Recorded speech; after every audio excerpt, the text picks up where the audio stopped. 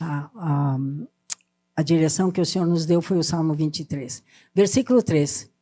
Refrigera minha alma, guia-me pelas veredas da justiça, por amor do seu nome. Versículo 1 diz, o Senhor é meu pastor, ele não me faltará. A tradução no original é, não é nada me faltará. Não. O Senhor é o meu pastor, ele não me faltará. O Senhor é teu pastor? Amém? Então ele não vai faltar a você. Ele não vai faltar a todos aqueles que confiam nele. Amém? Vamos pedir que tudo o que for impedimento a que nós sejamos instruídos na palavra de Deus seja removido agora. Amém? Porque tudo combate contra o entendimento da palavra que nos liberta. A Sagrada Escritura é João 8, diz assim, sereis meus discípulos e conhecereis a verdade. Muitas pessoas estão dizendo, conhecereis a verdade vos libertará. Só conhece a verdade quem é discípulo. Quem não for discípulo não conhece a verdade. A verdade é dada aos discípulos. E quem é discípulo? Aquele que aprende com o Senhor. Aquele que aprende com a palavra e por ministração do Espírito Santo de Deus.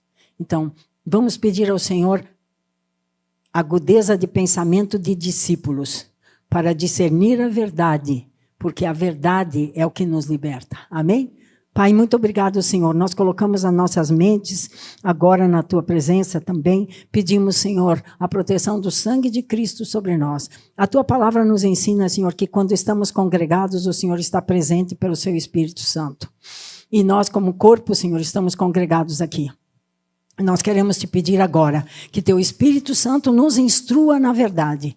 Queremos aprender de ti. Sim, hoje, Senhor, neste momento em que estamos lembrando a morte do Senhor, até que o Senhor venha, nós nos colocamos nessa condição de discípulos, Senhor, porque só discípulo lembra a tua morte até que o Senhor venha.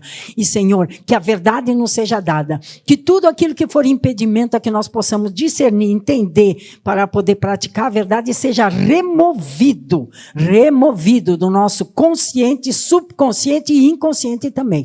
Haja, Senhor, uma purificação por meio do sangue de Cristo na nossa mente e no nosso coração.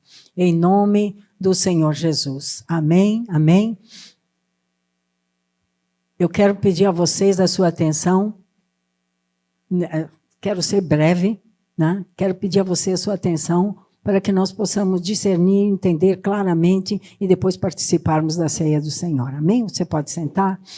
Eu acho que os pequeninos, né? Só os pequenos aqui, nesta sala aqui, à minha esquerda. Muito se tem falado sobre muitas coisas nestes dias.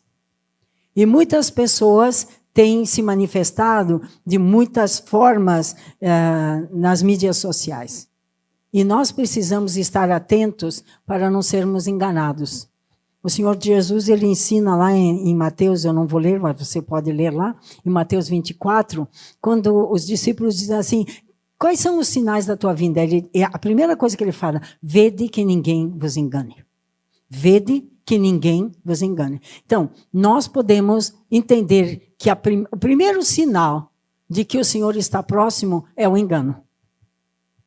Aí você encontra o quê? Você encontra pessoas falando metade né? Então, assim, metade de um versículo, torcendo o significado de versículos, tentando adequar um versículo para a sua condição, para o seu momento, para fazer, de uma certa maneira, tentar, vamos dizer assim, dizer que Deus tem que se comprometer em resolver aquela situação, porque aquele versículo diz aquilo, mas, na verdade, um versículo muitas vezes tirado fora de contexto, e que não tem resposta. E por que não tem resposta? Porque Deus é comprometido com a palavra dele. Deus tem compromisso Deus não tem compromisso nem com as nossas necessidades, se você quer saber. Ele supre as nossas necessidades porque ele nos ama. Ele supre as nossas necessidades porque ele andou na terra, na pessoa do Filho que se esvaziou da sua glória e veio andar na terra, e ele conhece a condição humana. Ele viveu, a Sagrada Escritura fala que ele é homem de dores e que sabe o que é padecer. Então o Senhor conhece a condição humana, e porque ele conhece a condição humana, ele entende os corações feridos, Ele entende os tristes, ele entende os aflitos, ele entende os angustiados, porque lá no Horto das Oliveiras ele disse, a minha alma está angustiada até a morte. Então, não é a questão que eu quero abordar hoje, queridos, não é a nossa situação na terra que precisa prevalecer sobre a nossa caminhada cristã. O Senhor conhece tudo isso, sim, e Ele disse que Ele estaria conosco. Se Ele é o pastor, Ele está conosco. E se Ele está conosco, nós temos o que nós precisamos para cada situação. Para a situação de saúde, para a situação de doença, para a situação de fartura, para a situação de carência, para a situação de alegria, para a situação de angústia, para a situação de aflição. Ele chegou a dizer, no mundo vocês vão ter aflições. Então, nós não podemos estranhar o fato de que venham aflições ou dificuldades na vida dos cristãos.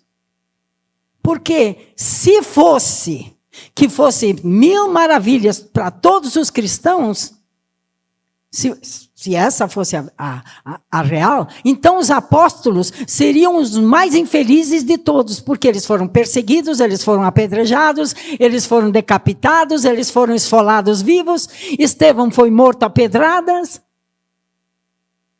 a igreja de Jerusalém passou fome, o apóstolo Paulo teve que levantar uma oferta nas outras igrejas para levar, presta atenção, para levar comida para os irmãos da igreja de Jerusalém. Agora, há uma marca na vida de todo aquele que é do Senhor Jesus Cristo. Ele obedece, seja qual for a situação. Sabe por quê? Porque obedecer adora Ele. Quando você e eu obedecemos a palavra de Deus, tá? E se você tem uma direção do Espírito de Deus de alguma coisa, ela precisa ser confirmada por 2 ou 3 testemunhas. Pessoas? Não. Versículos? Quem me entendeu? Então, eu tenho uma direção do Espírito de Deus de fazer tal coisa. Muito bem, tem que ter 2 ou 3 versículos na Sagrada Escritura, porque tudo é estabelecido por 2 ou 3 testemunhas que confirme que aquele é um princípio da palavra de Deus e que precisa ser obedecido. Amém? Então, quando nós obedecemos, os anjos nos observam, eles enxergam, e assim, haverá uma honra maior para um pai quando seu filho obedece? Me responda. O que honra mais um pai? Um filho que questiona tudo que o pai fala?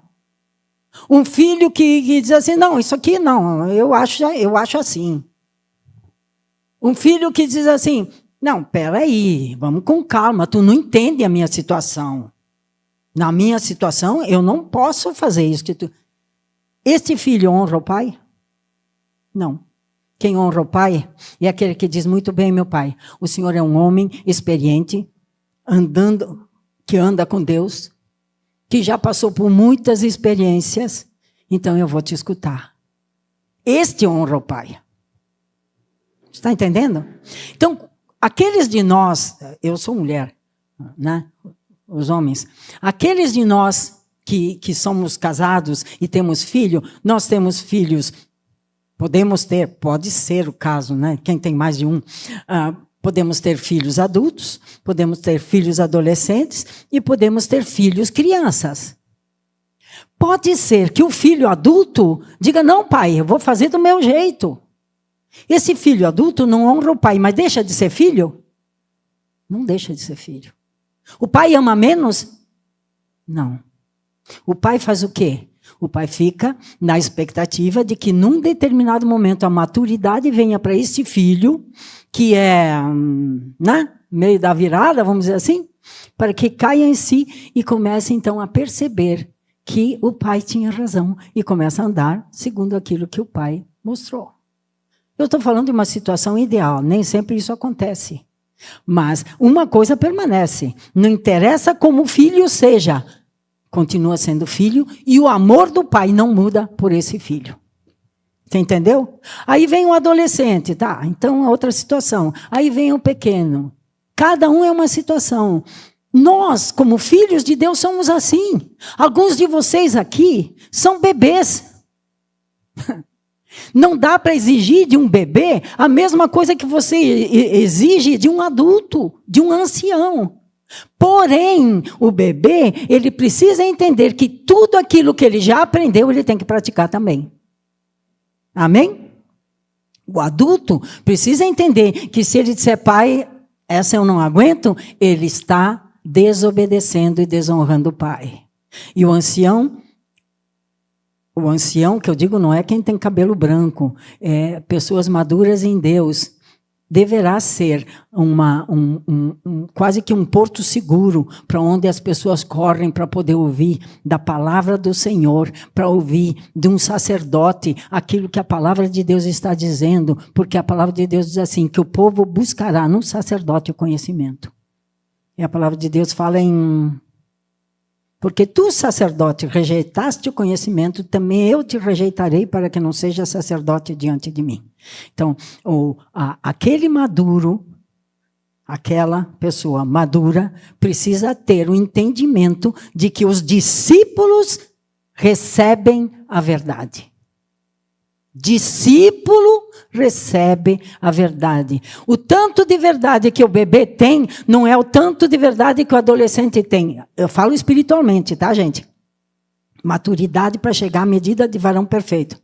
E não é o tanto de verdade que já tem aquele que é adulto. Mas todos são, ao mesmo tempo, filhos. Discípulos e filhos. E nós, à medida que você vai andando, o Senhor vai te equipando para trabalhar ali fora. Porque tem muita gente que confunde, diz, eu sirvo a Deus. Você serve a Deus? O que você faz? Serve no salão. Ótimo, glória a Deus por essas vidas. Glória a Deus. Mas a igreja, vamos numa linha de tempo, a igreja tem um tempo. O reino é eterno. Entendeu a diferença?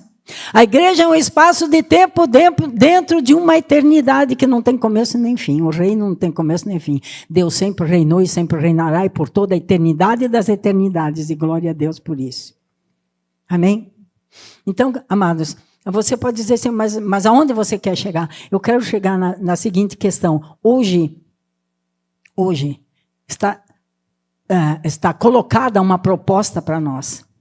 E o nosso destino eterno vai depender daquilo que nós decidirmos. E eu não posso olhar para a irmã ou para o irmão e tentar entender como que ele ou ela está se relacionando com Deus ou com o tanto da verdade que entende, porque quem conhece o coração é o Senhor.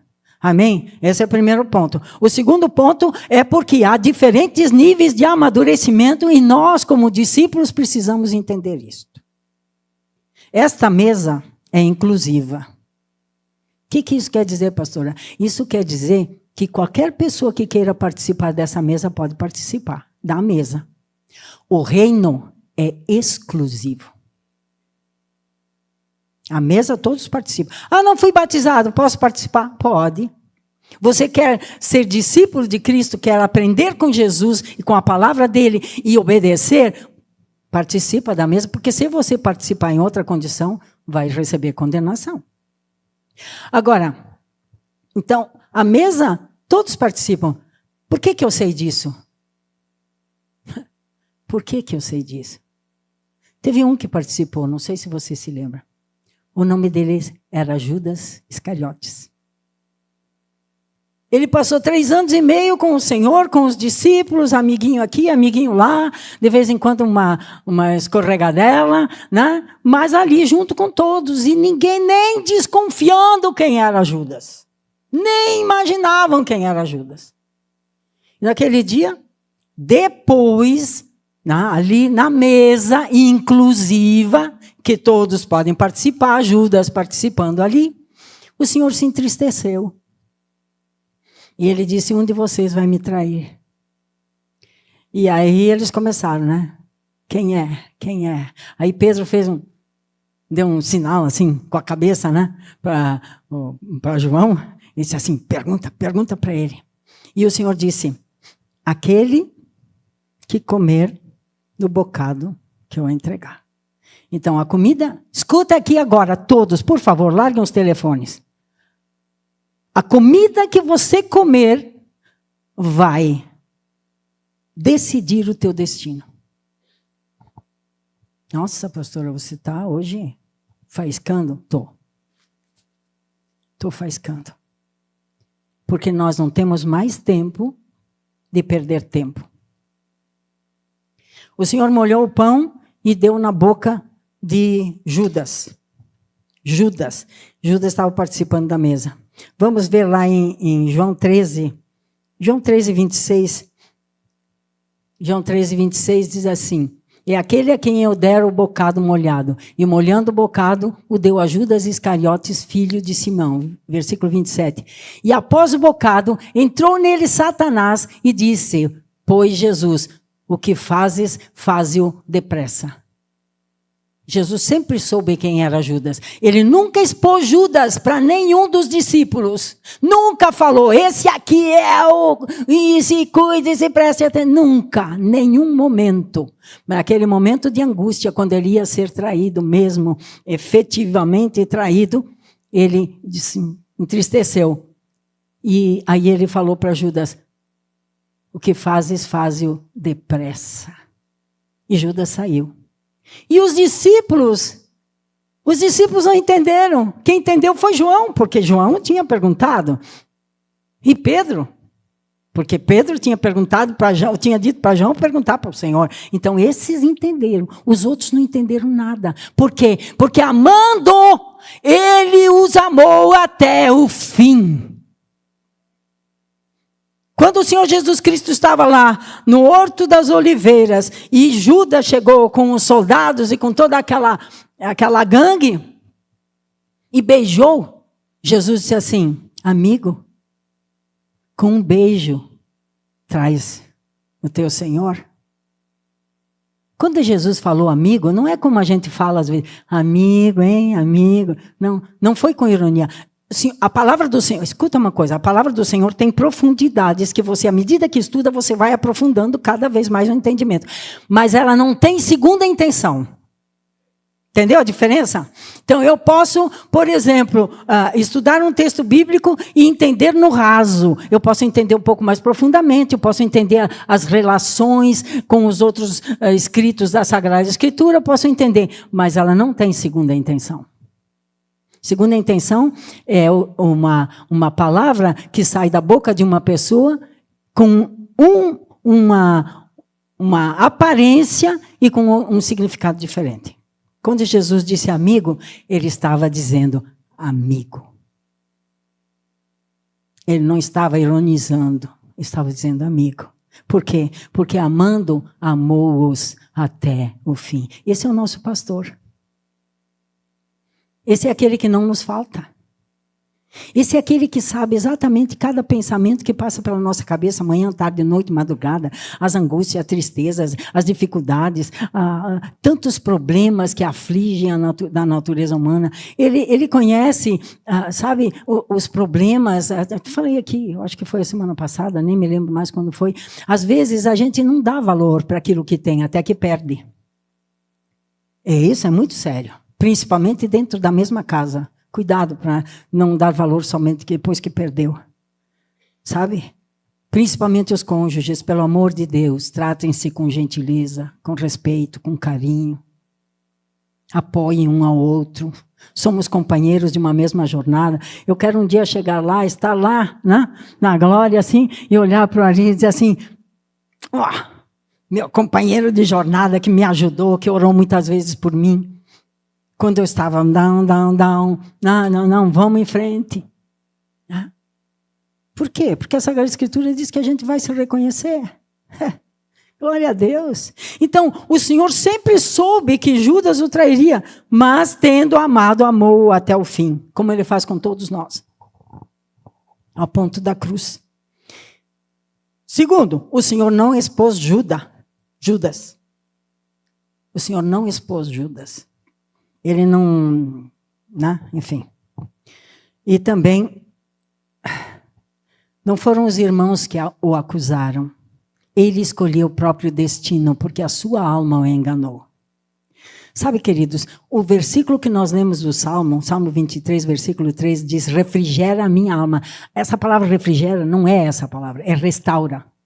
A alma que é restaurada pela palavra de Deus, Salmo 19, estou citando, esta alma não engana a pessoa, não te engana, porque a alma, quando o Espírito de Deus fala no teu espírito, que já se entregou para o Senhor Jesus Cristo, o Espírito Santo informa teu espírito, ensina, instrui teu espírito, e isso passa para a tua alma, e vai restaurando a tua alma. Então, quando vai restaurando a tua alma, você vai entendendo aquilo que te convém e aquilo que não te convém. A alma de Judas o enganou. Ele achou que Jesus era uma coisa, mas Jesus era outra. Mesmo estando junto, mesmo vendo sinais, mesmo vendo coisas maravilhosas acontecendo, enfim, né? Então, ele não foi condenado nem pelos mais maduros, nem pelos adolescentes e nem pelos novinhos. Ele decidiu o seu destino. A sua alma o enganou. E depois, não foi arrependimento que ele teve, foi remorso. E a sua alma o enganou mais uma vez. E assim, enganado pela sua alma, ele tirou a própria vida, né? Então, queridos, nesse tempo em que a mesa é inclusiva, mas o reino é exclusivo e o reino é eterno, nós precisamos, como discípulos de Cristo, decidir o que nós queremos. Se nós queremos participar do reino efetivamente, há algumas condições. E essas condições, eu quero passar brevemente por elas hoje, né? O reino requer, em primeiro lugar, que o Espírito Santo traga convicção de pecado. Tá? O Espírito Santo traz convicção de pecado. O Senhor Jesus Cristo fala, se não me engano, eu tenho aqui, João 16, 8, vê se é esse. E quando ele vier, convencerá o mundo do pecado, da justiça e do juízo. Mas pera, pastora, eu já entreguei a minha vida para Jesus, eu não sou do mundo. Mas alguém aqui não peca mais nada, absolutamente nada, nada, nada, nada? Ou será que tem aquele dia que a gente diz, Deus, como eu gostaria que esse dia não tivesse acontecido? Quem faz isso? A graça de Deus. O Espírito Santo, mediante a graça de Deus, vem e dá convicção de pecado. Queridos, convicção de pecado, deixa eu te dar uma ideia aproximada. Se você nunca passou por isso, quero ver se eu consigo dar uma ideia aproximada.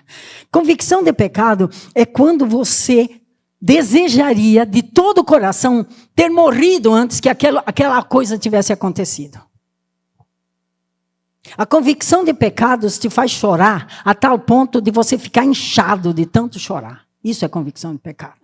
Por quê? Porque quando o Espírito Santo de Deus traz convicção de pecado, nós entendemos que nós ofendemos o único que nós não podemos ofender, nosso Pai. Entendeu? Quando vem a convicção de pecado, nós entendemos que por aquele pecado, sim, levou o Senhor Jesus Cristo à cruz, ele morreu para perdoar aquele pecado, mas por outro lado, nós, no pecado, desprezamos aquele sacrifício. Desprezamos o rei quando pecamos. Entendeu? Então, a questão, ninguém se arrepende, presta atenção, por si mesmo. Ninguém se arrepende por si mesmo. Porque o arrependimento por si mesmo é obra da carne. É a alma. Igual o Judas. O arrependimento genuíno é uma convicção. A convicção de pecado é obra do Espírito Santo de Deus. E eu tenho para mim que é a maior bênção que nós podemos ter. Não é ter dinheiro, não é ter saúde, não é ter amigos, não é ter fama, não é nada. A maior bênção para o reino, que é exclusivo, é o Espírito Santo me dá convicção de pecado. Convicção de pecado. O ano de 2014, por que eu falo isso?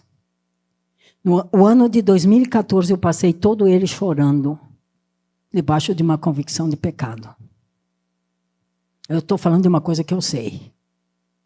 E no final daquele ano eu disse, Senhor, não aguento mais.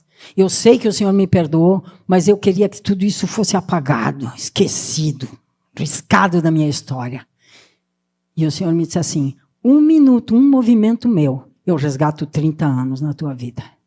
Então não tenha medo de convicção de pecado. Ela cura.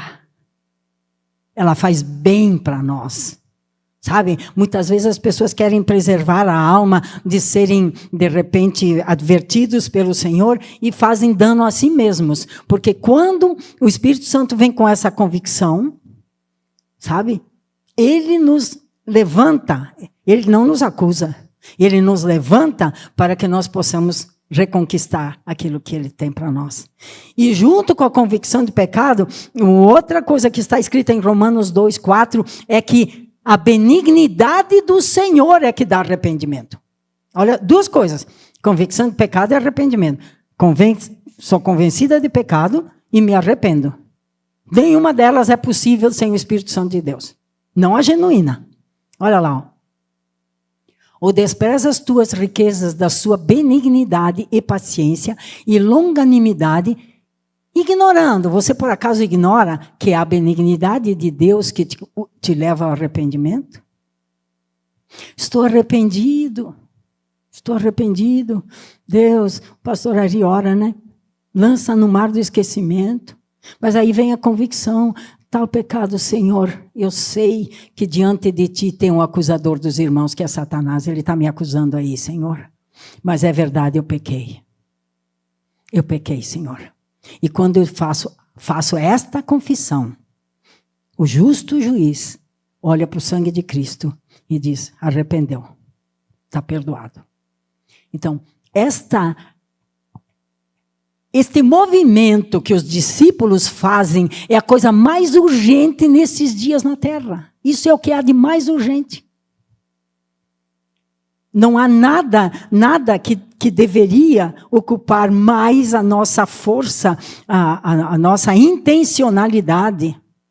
Nada que deveria ocupar na vida dos discípulos o zelo, o cuidado. Nada além de estar pronto para o Senhor. Nada. E como começa?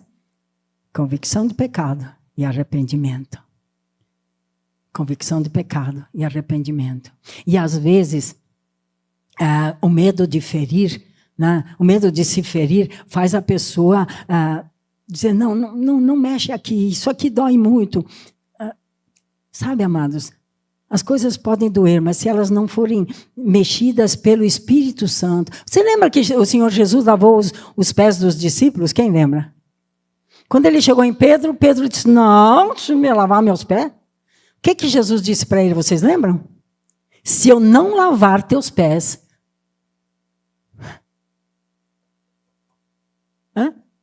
E aí?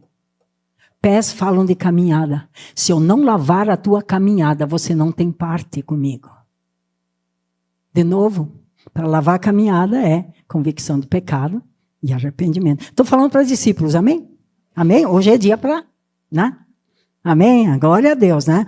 Então, venha essa questão que eu até coloquei aqui. Depois da morte e ressurreição. Alguém pode dizer assim, mas então por que o Espírito Santo não deu convicção de pecado para Judas? Porque Jesus não tinha morrido ainda. Quando ele vier, era Jesus falando, vivo sem ter sido crucificado.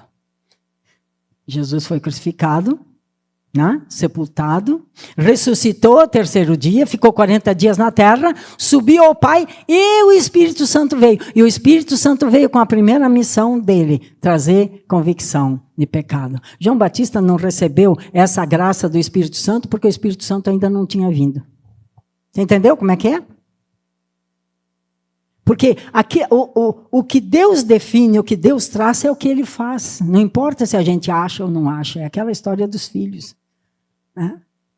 Então, Ele ressuscitou, o Senhor ressuscitou e o Espírito Santo veio e com isso veio a bênção da convicção de pecado e do arrependimento. Aí vem a benignidade e traz o arrependimento. Agora, tem uma parábola que o Senhor Jesus Cristo falou, que é das 10 virgens. Eu quero ler três versículos. Mateus 25, versículo 5. Tardando o esposo, tosquenejaram todas e adormeceram. Esse versículo aí traduz 2000 anos de espera. desde que a igreja surgiu na terra. Tá? Aí ele vai voltar. Sabe por quê? Sabe por quê que os primeiros discípulos eram tão fervorosos? Porque eles acreditavam que Jesus ia voltar na geração deles. O apóstolo Paulo diz, nós os que estivermos vivos. Entendeu? Os que morreram no Senhor ressuscitarão primeiro. E nós os que estivermos. Quer dizer, eu vou estar vivo. Foi o que ele disse. Ah, mas ele era um apóstolo, ele não sabia da verdade? A expectativa ardente da volta do Senhor Jesus fazia com que eles tivessem um zelo que não tem comparação hoje. Agora uma pergunta. E se o Senhor vier hoje à noite buscar um de nós? Você entendeu como nós temos que começar a nos mover? O zelo deles fez eles fazerem tudo o que eles fizeram. 12 discípulos e depois os 70 e os demais lá, revolucionaram todo mundo conhecido na época. Lá vem esses perturbadores da ordem pública. Por quê? Porque anunciavam que Jesus ressuscitou. Eles não foram mortos porque diziam que Jesus era o Messias. Ou porque Jesus tinha curado pessoas. Eles foram mortos porque eles disseram que Jesus tinha ressuscitado. Quando você lê Mateus 27, você vê que houve um tremor, né? As mulheres foram lá no túmulo e tal. E os soldados ficaram apavorados. Sabe por que eles ficaram apavorados? É Mateus 24, procura aí para mim. Sabe por que eles ficaram apavorados? Porque eles viram tudo o que aconteceu naquele túmulo. Eles viram.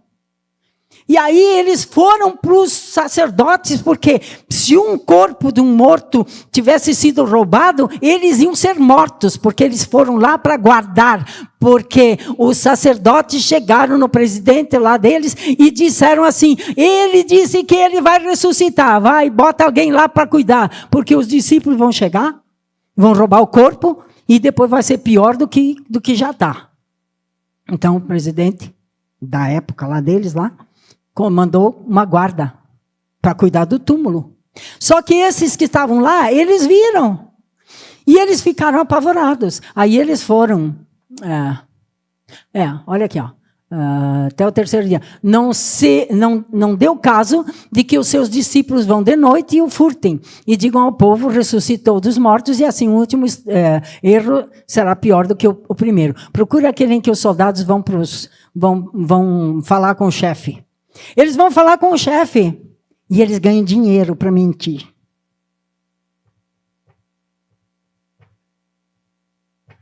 Prática do mundo. Achou? É nesse mesmo texto aí. Eles foram, olha aí, mais adiante. Eles não disseram era o filho de Deus, eles disseram era filho de Deus. É lá pelo fim, eu acho que eu tenho até aqui anotado, deixa eu ver.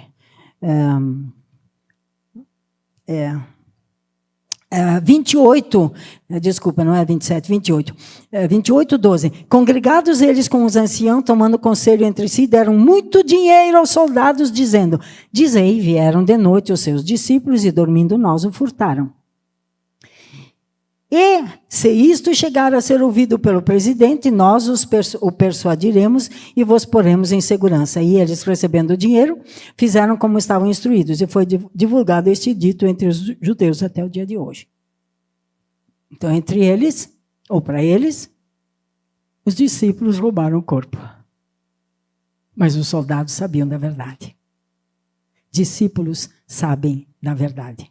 Sereis meus discípulos, disse o Senhor, discípulos de Jesus, e conhecereis a verdade, e a verdade vos libertará. Então a questão é que, sendo discípulos do Senhor, recebendo o favor divino da convicção de pecado, a benignidade do Senhor que concede arrependimento, passo seguinte é andar em direção à maturidade.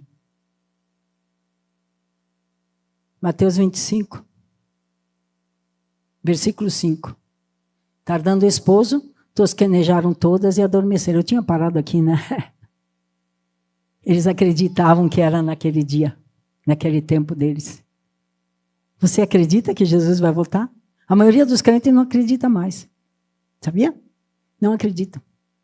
E tem outros que pensam que ele vai vir para tirar a gente dos problemas. Como é que se purifica o ouro? Com fogo. Sabe quais são as igrejas mais fervorosas? As perseguidas. Sabe quem são os cristãos mais fiéis? Aqueles que não têm mais nada a perder, porque já perderam tudo. Perderam tudo. Perderam amigos, perderam famílias, perderam saúde, perderam bens, perderam tudo, caçados pelos matos, se reunindo nas madrugadas geladas, lá daqueles outros países que eu não vou mencionar, para ter um momento com o Senhor, como nós temos aqui. Juntos celebrando o Senhor. E Deus faz. Deus faz coisas que pessoas no Ocidente não acreditam mais. Porque Deus é o mesmo, Ele não mudou. Eu voltei com um maço assim de pequenas... eu devo ter ainda lá em casa ainda. Impressos com testemunhos.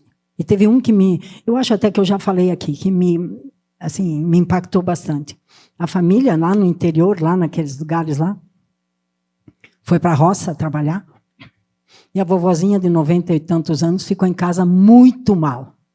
Eles achavam que quando voltassem, ela já estaria morta, mas eles tinham que trabalhar. E quando eles voltaram, ela estava muito bem, obrigado, fazendo lá o serviço lá e tal.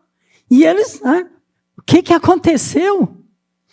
Daí ela disse, veio um médico aqui da aldeia vizinha, veio aqui e me curou.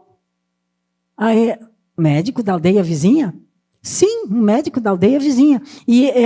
Mas nós queremos conhecer esse médico. Sim, ela disse que é para nós, ele disse que é para nós ir ali na aldeia vizinha e procurar por ele. O nome do médico é Jesus.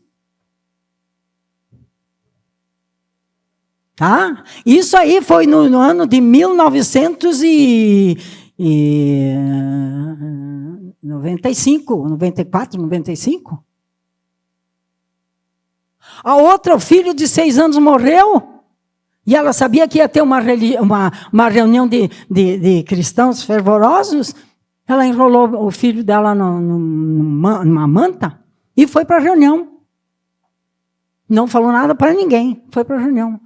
Adorar o Senhor. Com o filho morto no colo. E começou a reunião. E horas, porque lá não tem relógio que te diz quanto tempo tu tem que falar. E lá pelas tantas, a criança ressuscitada. Eu vi essa semana um testemunho de um homem que ele ficou 1h e 45 minutos sem o coração bater.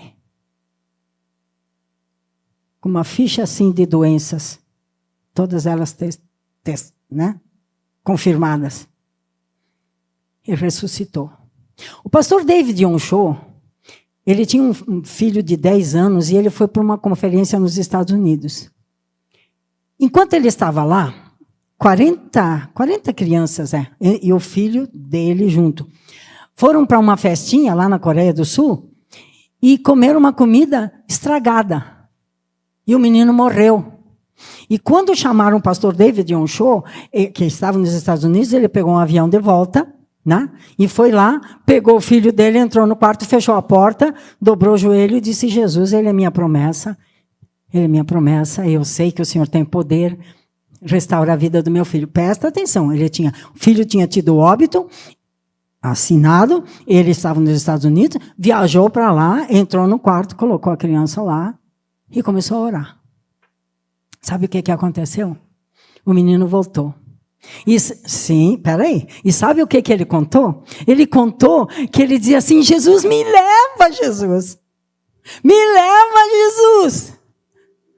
E Jesus disse para ele, querido, eu não posso te levar. Teu pai está pedindo para te mandar de volta. E aí o Senhor disse para ele tudo que aquele menino ia ser. Gente, não são boatos, são fatos. Discípulos de Cristo hoje são chamados para andar pelas veredas da justiça, como diz o Salmo 23, para poder manifestar para uma geração incrédula, perdida, que está nas mãos de Satanás, que Deus existe, que Ele é verdadeiro, que Ele é o mesmo de ontem, hoje, eternamente, que Ele não muda e nunca vai mudar.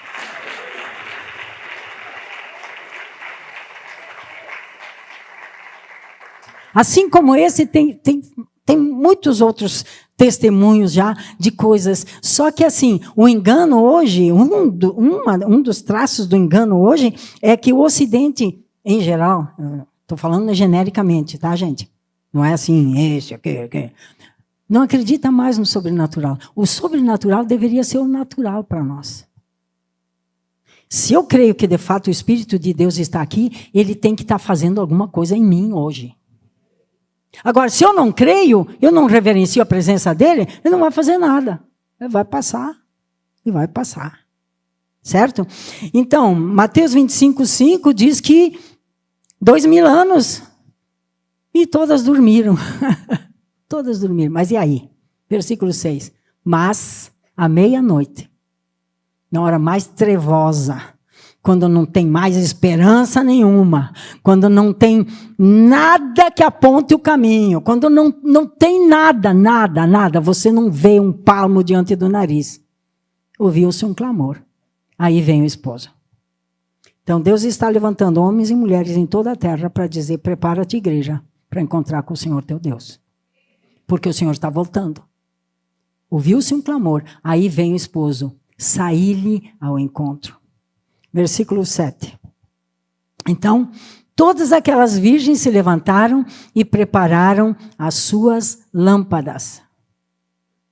E as loucas disseram às prudentes, dai-nos do vosso azeite, porque as nossas lâmpadas se apagam. Voltamos para o 7.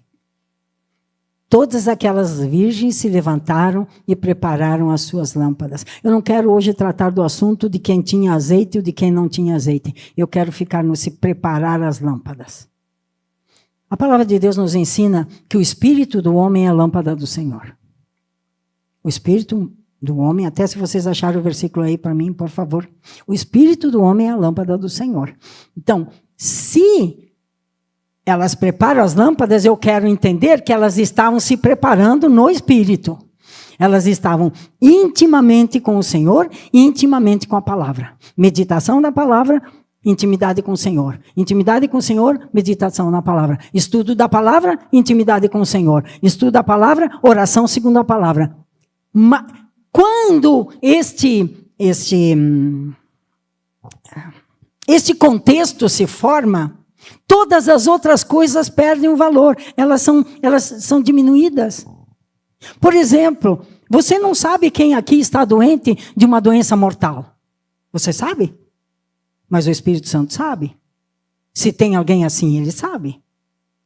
E se ele sabe, e ele encontra alguém que diz assim, o meu corpo é para ti, é um propósito de vida, te servir, ser uma porta onde o Senhor entra em qualquer lugar onde eu for, ele tem interesse em cuidar daquele corpo. Porque não são todos na terra que oferecem o corpo como um sacrifício vivo, santo e agradável a Deus, que é o nosso culto racional. Não são todos, não. Tem gente que quer guardar um pouquinho para si. Não, Senhor, aqui o Senhor não mexe. Não, tudo bem, Senhor, mas isso aqui não, Senhor. Então, quando um discípulo de Cristo ajoelha diante do Senhor e diz, Senhor, está aqui meu corpo, eu te ofereço meu corpo como um sacrifício vivo, santo e agradável a ti, que é o meu culto racional, pode, se beberem alguma coisa mortífera, não lhes causará dano algum. Você quer glória maior do que essa? Isso é para discípulo. O espírito do homem é a lâmpada do Senhor, a qual esquadrinha todo o mais íntimo do corpo. Está aí. Provérbios 20, versículo 27. Então, amados, terminando agora. Foi mais longo do que eu pensava. O Senhor me deu o que eu não esperava hoje.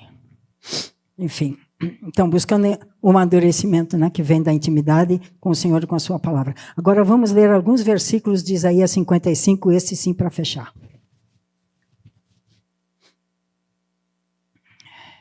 Eu vou ler do 1 para nós entendermos o contexto do 3.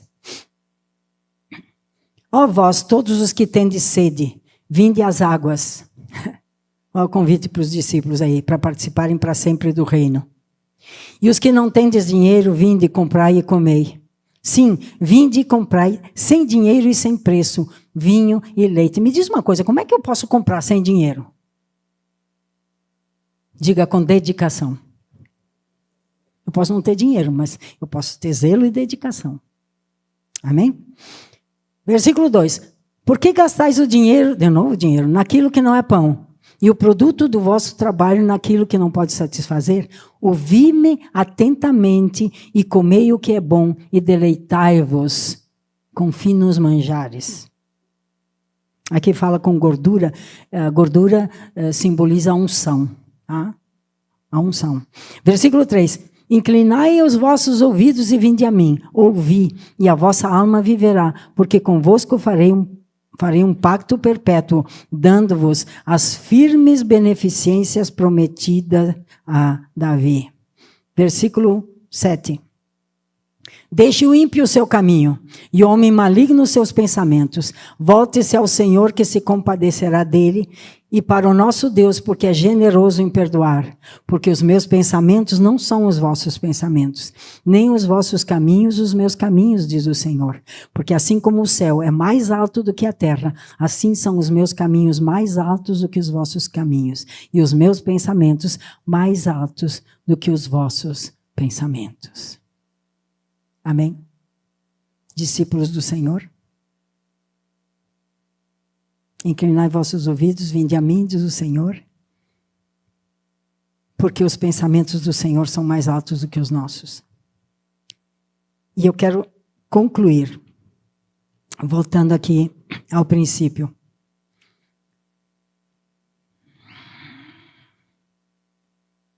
Judas participou da mesa, mas não vai participar do reino, por escolha própria. Porque o Senhor sempre soube que ele o trairia, mas tendo-o amado, amou-o até o fim. O Senhor não expôs Judas, a não ser quando não havia mais esperança, na hora que ele falou para os dois lá. Os irmãos nunca o acusaram. Ele escolheu seu destino, porque a sua alma o enganou. Amém? Vamos pedir ao Senhor que o Senhor não permita que a nossa alma nos engane? Amém, queridos? Não fica triste. Com discípulo é assim. Nunca é um passar de pano. Nunca é você vai ser próspero em tudo que fizer. Nunca, não. Para discípulo a história é outra. Para discípulo tem que entrar a espada e cortar. Tem que entrar a espada e cortar. Cortar. Cortar aquilo que não agrada ao Senhor. Para que nós possamos ser... Eu li esses dias um texto... Não entreguei para vocês aí. Eu li esses dias um texto que me fez ficar sonhando aqui. Deixa eu ver se eu acho aqui. Se eu achar, eu leio para vocês. Fiquei sonhando, disse, Deus amado.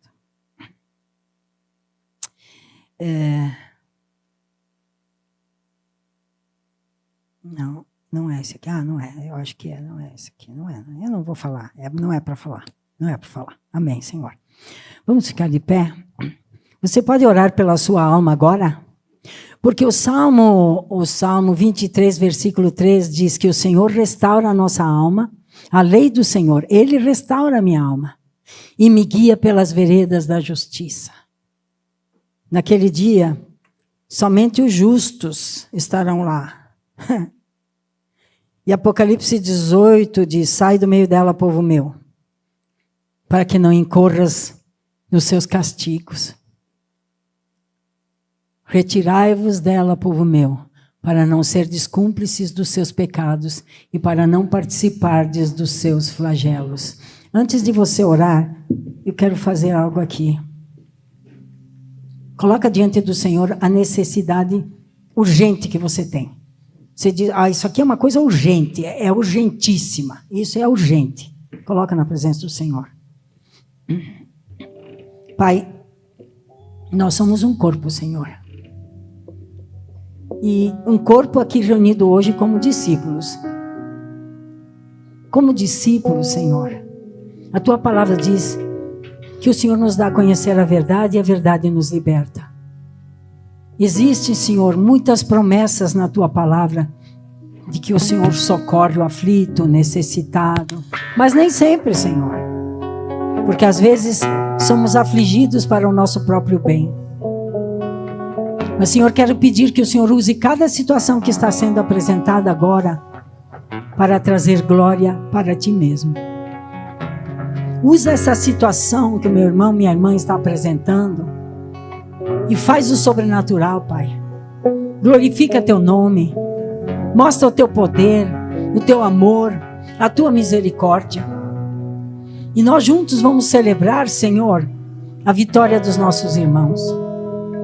Porque Tu és Deus, o único Deus vivo e verdadeiro. Não há nenhum outro. Não há nenhum outro.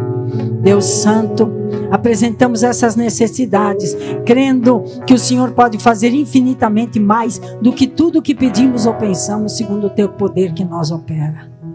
Em nome do Senhor Jesus. E agora que você deixou na mão do pastor esse problema, essa situação, começa a orar pela tua alma.